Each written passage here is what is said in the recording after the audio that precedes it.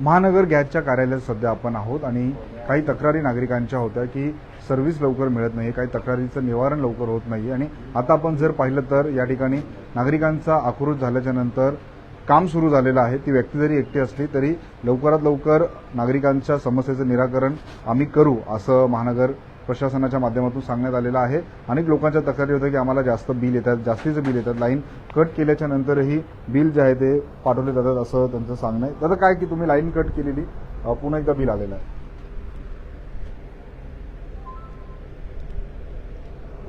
गेल्या महिन्यामध्ये मी ते डिस्काउंट केले आहे गॅसची लाईन, तरी पण मला 4000चं बिल आलेलं आहे आणि ते बघा ते 4113 रुपये बिल आले आहे। कधी तुम्ही किती तारखेला कट केली?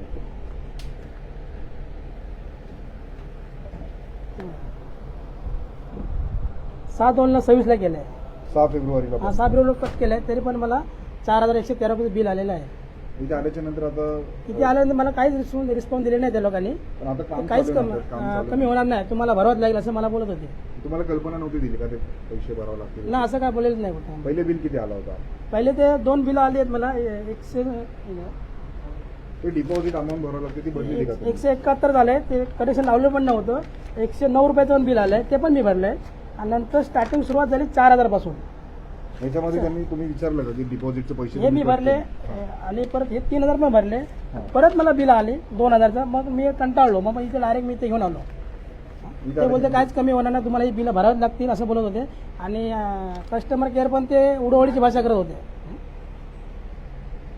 पण आता आपली मागणी काय असेल यांच्याकडे? आता मी डिस्काउंट केलंय पूर्ण, डिस्कनेक्ट करूनही बिल हा ते 4000 बिल आलं ते मी भरू नाही शकत आहे एवढं बिल। 4113 आले ना, महिन्याचं बिल आला 4000 रुपये, एक महिन्याचं आले। एक महिन्याचं बिल 4000 आलं। आपण नागरिकांशी संवाद साधतोय, बदलापूरकर नागरिक आहे त्या ठिकाणी। दादा तुम्हीही इथे आलेला आहे, तुम्ही मगाशीही आपण बघितलं की माध्यमांसमोर तुम्ही बोलला होता, काय नेमकी समस्या होती? ॲक्च्युली इथे कसं आहे की मला 2 महिन्यापासून 1400 ते 1700 पर्यंत बिल येत होतं। सडनली आता अचानक 2500 रुपये बिल आलेले आणि कस्टमर सर्व्हिसला फोन केलं तर ते सांगतात की काही बिल युनिट्स आम्ही ॲझम्पशनमध्ये टाकतो किंवा काय, तर आम्ही रेग्युलर रिडिंगसुद्धा देतो ऑनलाईन आणि त्यांची माणसंसुद्धा येऊन रिडिंग घेतात।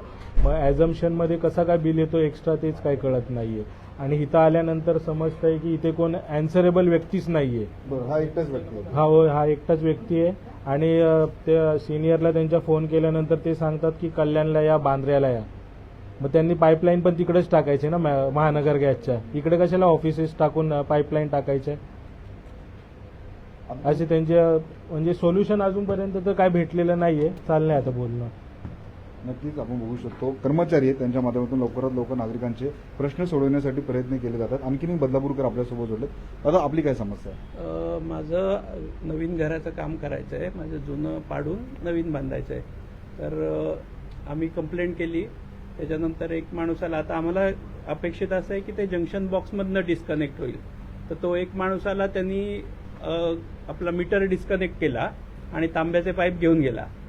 म्हणजे ते अपेक्षित नव्हतं, पण ठीक आहे, त्याचंही आम्हाला काय नाही, पण ते माझं काम अपेक्षित होतं ते करणं गरजेचं आहे। आता उद्या समजा ते पाडायला जेसीबी वगैरे आलं तर तिथे गॅसची लाईन आहे ती कुठली, तर त्याचं कोण हे करणार आहे? हा, मग त्याच्यानंतर मग त्याला म्हटलं की आम्ही बाबा तू ही कंप्लेंट हे कोण करणार, तर तो म्हणाला ते काय माझ्या कार्यक्षेत्रात येत नाही, तुम्ही तो कुठला तरी नंबर दिला, त्यांनी त्याला फोन करा। बरं, त्या नंबरला फोन केला तर ते म्हणतात तुम्ही ईमेल करा। आता ईमेल करून बरेच दिवस झाले माझं काम अडकलेलं आहे, ते ईमेल करून काही उपयोग होत नाहीये। तर आता मग शेवटी मी इकडे आलोय, बघूया काय होतंय ते। साधारण किती दिवस झाले? आठवडा तर झाला, आठवडा तर निश्चित झाला, आता मला बघायला लागतील तारखा, पण हे चालू आहे म्हणजे। आणि बरं, ज्या माणसांनी सांगितलं की माझ्या कार्यक्षेत्रात येत नाही, तोच माणूस नंतर कंप्लेंट केल्यावर तोच आलेला माणूस परत।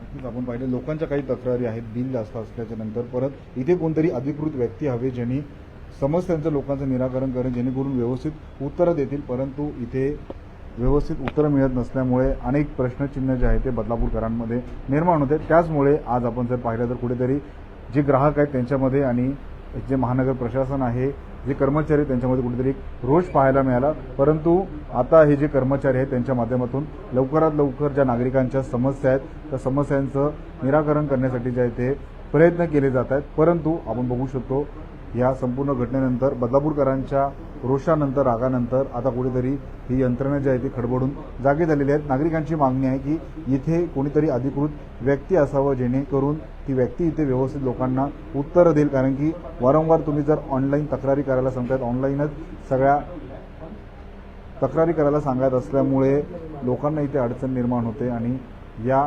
अडचणींमुळे आम्ही बघू शकतो अतिरिक्त बिल येणं असेल, लाईट्स कट करणं असेल आणि लाईट कट करूनही वारंवार जास्त बिल येणं असेल, या सगळ्या समस्यांच्या विरुद्ध कुठेतरी बदलापूरकर जे आहे ते आज संतापलेले आपल्याला पाहायला मिळतात. त्याच्यानंतर हा रोज जो आहे तो बदलापूरकरांचा पाहायला मिळाला. पण कुठेतरी आता महानगरच्या माध्यमातून या ठिकाणी अधिकारी कर्मचारी दाखल झालेले, सुपरवायझर देखील त्यांच्या इथे दाखल झालेले आहेत आणि लोकांच्या प्रश्नांचं लवकरात लवकर निराकरण करण्यासाठी त्यांच्या माध्यमातूनही या ठिकाणी प्रयत्न केले जातात. परंतु हे सगळं नाही झालं पाहिजे. इथे त्यांची लोकं पाहिजे जेणेकरून त्यांनी जी लोकं इथे येतील, जी बदलापूरकर इथे येतील, त्यांच्या समस्यांचं निराकरण त्यांच्या माध्यमातून झालं पाहिजे. कारण की त्यांचं ऑफिस जर कल्याण बँड्राला असेल तर मग इथे एवढं मोठं कार्यालय असून त्याचा उपयोग काय, असा प्रश्नचिन्ह जो आहे तो निर्माण होत आहे. बदलापूर शहरातली अशी प्रत्येक बातमी, प्रत्येक घडामोड, प्रत्येक समस्या अगदी प्रामाणिकपणे आपल्यापर्यंत पोहोचू. बदलापूर शहरातील व ग्रामीण भागातील बातम्या पाहण्यासाठी आता बदलापूर वॉइसला फॉलो करा.